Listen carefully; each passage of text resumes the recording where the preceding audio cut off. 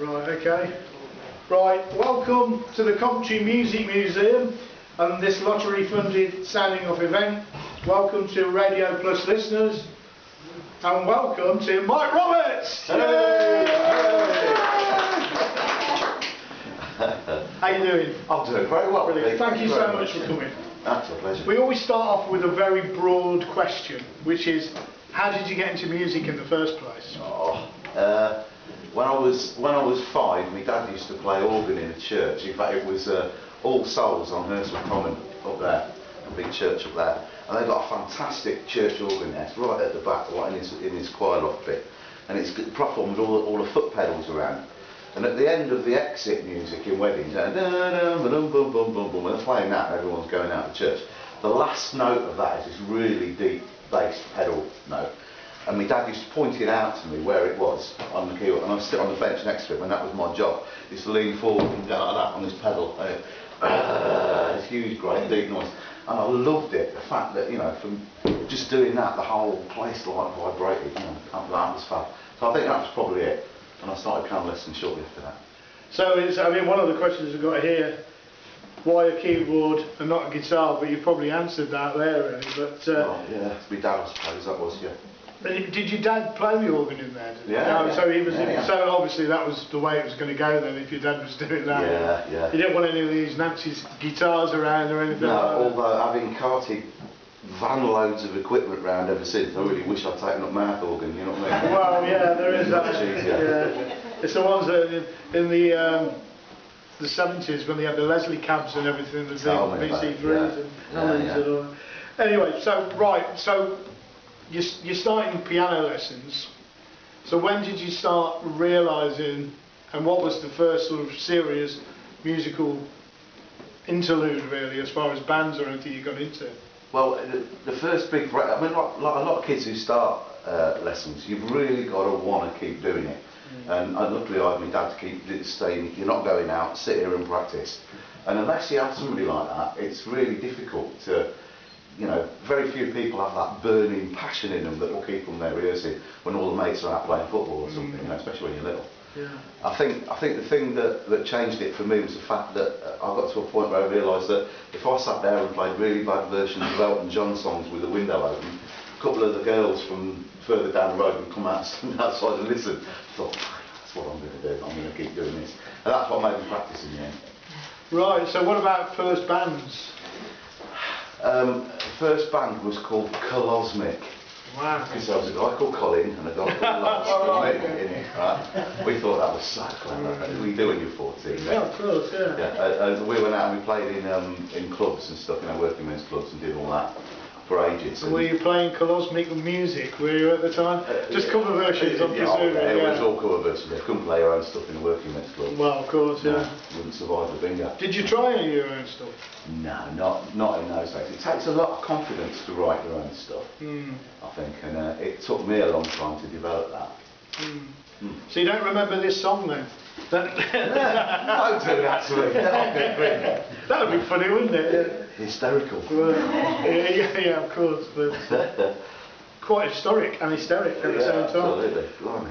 Right, so what about, what I'm trying to get to, and I don't want to sort of rush really to the MPs, which of course that's what I knew when you came in, but obviously there's a lot more to it than that. So tell us, between that band, Cosmic, and the MPs, what went on musically? I discovered that it was, rather than trying to get a whole bunch of mates together and get them all in the same place at the same time and all to a rehearsal and all wanting to play the same music, it was far easier to play on your own.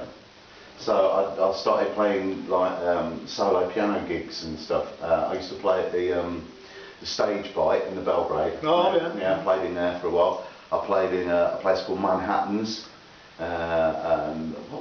There was a place, it used to be the old Swiss Alps, it was called. Oh yeah, I remember that. Well, we cut through into the market. It wasn't called that then. I can't remember what I changed its name to, but yeah, I played in there for a long time as well. It was doing that, I think, that I did that for a while, thinking this is great. I've got to ring anybody else or get anybody else there, or you know, choose anyone else what to play. And then I got bored with that in the end. And a mate of mine rang me up, Doc O'Toole, who was a drummer at the time, and said, I'm playing in this ska band, you want to be involved? So I went along and that was it really. It was great, I just loved it. It was a real kind of raw energy, and it was the first band I've been in where everybody was really into it, you know. There wasn't one or two members that you felt you were dragging along, you know, behind you. Everybody was really focused on it. And we used to rehearse in the back room of the Heath Hotel on Folesville Road, yeah, and that was great. I once saw Pat, the landlord, in there. He won't mind me saying this. He had these two guys came in pretending to be from Weights and Measures. And they came to the bar and said, we need to check your beer measures, can you fill these up for us? Put 2 kilometres. Pat said, no, just go away. And they came back, when Pat had gone off and he's, you know, one of the guys he employed as a barman was there, the barman gave him 2 pints. So Pat came out with a pickaxe handle and chased these 2 guys all round the pub, round the pool tables and out into the car park and saw them off in the end. I thought, yeah. That's the man. That's the man, this is the place to rehearse. And they never came back? It was great, no, never saw them again. It'd be funny if they were from the Weights and Measures. Yeah, never thought of that. Yeah, but you know, obviously not. But, so obviously when you were doing the MPs, when you were part of that, that setup, this was Two-Tone had hit in Coventry, and ska was the Coventry sound, that's right. and that's what we were listening to. So how did that manifest into releasing the single Life on the Dole? Anybody remember that? I bet you've got it, have you? Simon, Mr. Simon Ward. Anybody else got that record? Do you remember what the B-side was? Sorry. No, I wasn't not going to tell you that. I was just asking you. Right. I'm not really embarrassed if you can't. No, I should know that, but I can't think. I was actually looking at the record. That's choice. That's that was it. Yeah, absolutely. Yeah. So tell us a bit about that. How that single came about. Well, I mean that was the point of being in a band, was to make records at the time. I mean, it's not so much now. The gigs are more kind of an end in themselves. But in those days, if you were in a band and you wanted to be taken seriously, you had to have some on vinyl. So we saved up some money and we went and saw John. What's his face? John Rivers. John Rivers. That was it. At Woodbine. Yeah. And we went down there, and that was our first experience in a recording studio. So what happened from there? You got a few reviews here and there. We did. We kind of bubbled around for a while, and we were supposed to support UB40 one time at the what was the ballroom in the middle of Coventry? Tiffany's, right. And the Carnell, yeah. So we got there and set up as a sport band.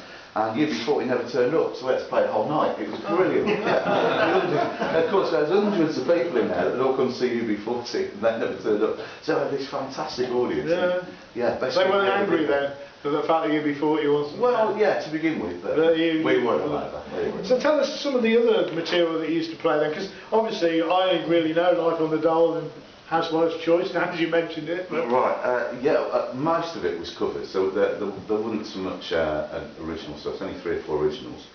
But we used to do a lot of Pioneer stuff. We used to do Long Shot, Kick the Bucket, I remember, and blimey, now you're asking. Well, just the usual sort of usual standards, kind of, ska standards and things, yeah. Right, so moving off from the MPs. Good man. Right.